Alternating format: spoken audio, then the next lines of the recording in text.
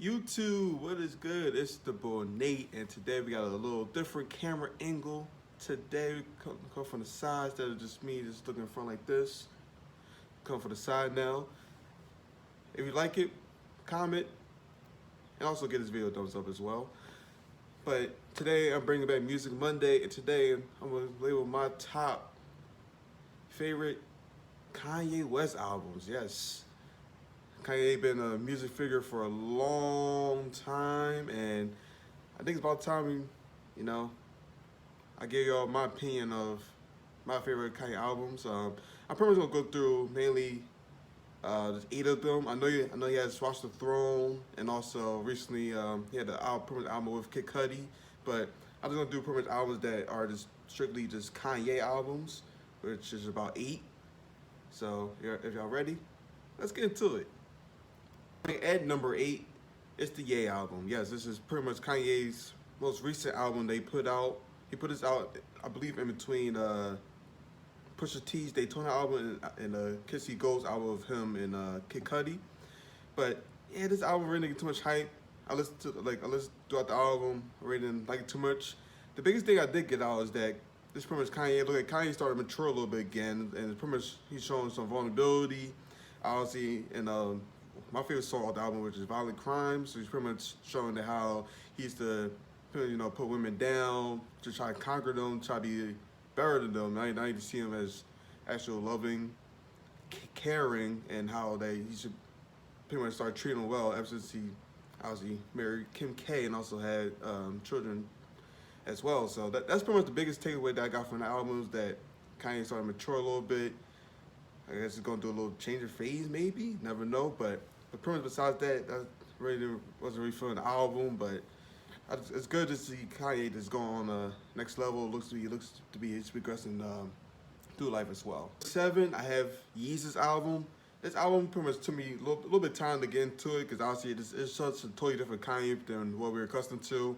This sound is more angry, just kind of violent, kind of Kanye, and pretty much that's not what we're used to. We're used to like more of a carefree, having fun Kanye. But Yeezus did have some nice songs in New Slaves, Blood on the Leaves. I believe we also had, let me bring it up here for y'all here. I believe we also had I Am a God on site, which wasn't too bad either. But besides that, wasn't really like just the usual Kanye album, and wasn't really feeling the production at all either. So that's pretty much why I had that 7 on the list.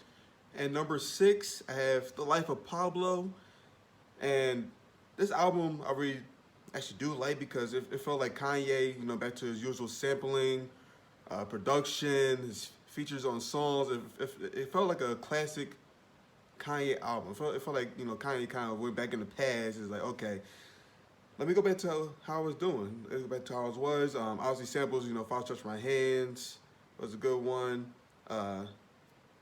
Waves, pretty much, also like that. So definitely The Life of Pablo was definitely kind of like a flashback, back in the pan, kind of, throw it back in the pan kind of thing. Okay, well, obviously I don't know what that means, but Kanye he pretty much back to his past self, and did his thing on the album. Number 5, we have 808 and Heartbreaks. Now, see, this is an album by Kanye. It took me a while to, really get into it. Literally the first time I listened to it, I'm like, I was like, it's not, it's okay.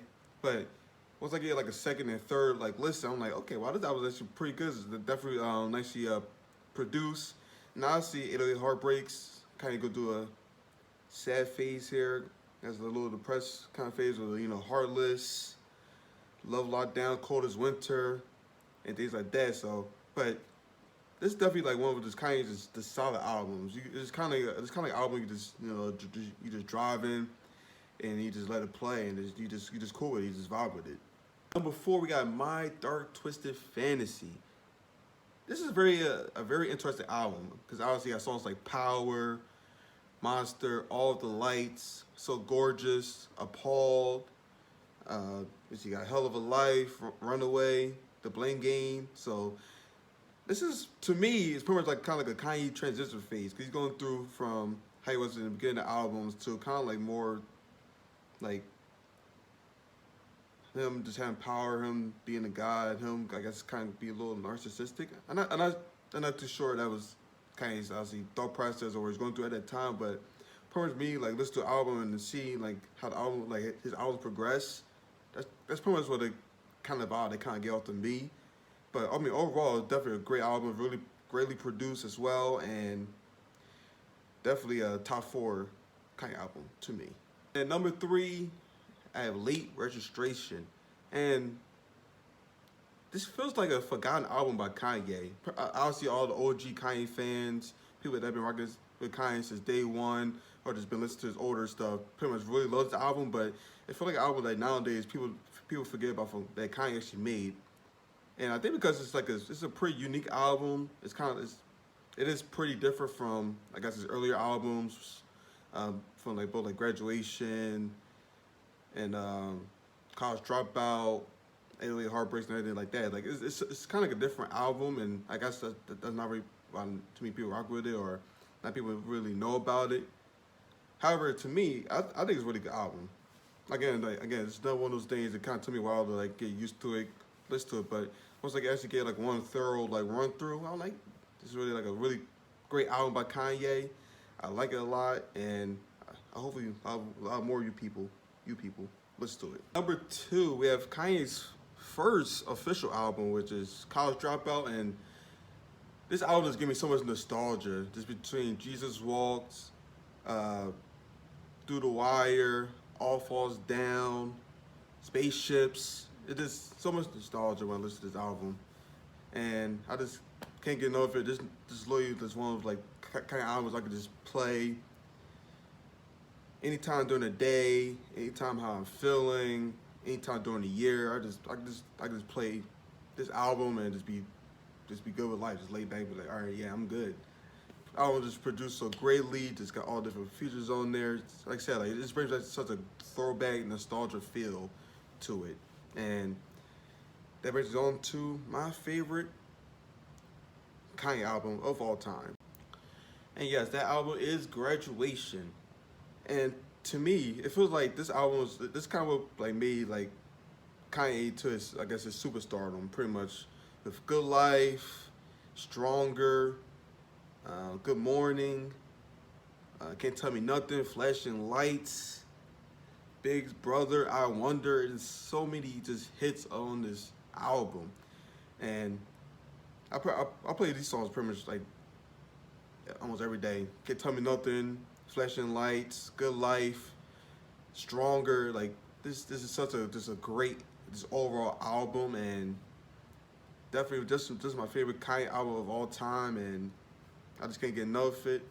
Alright, and that concludes my video of my top 8 Kanye albums. Comment down below your top 8 favorite Kanye albums. Also, if mine and yours differ, please detail why. You know, it could be a song, it could be the way it was produced, or if you was able to relate to an album more than another one. Please comment all that below. Also, don't forget to like, and please subscribe. We're going to grow this channel out together as a family, and be tuned in for the next video.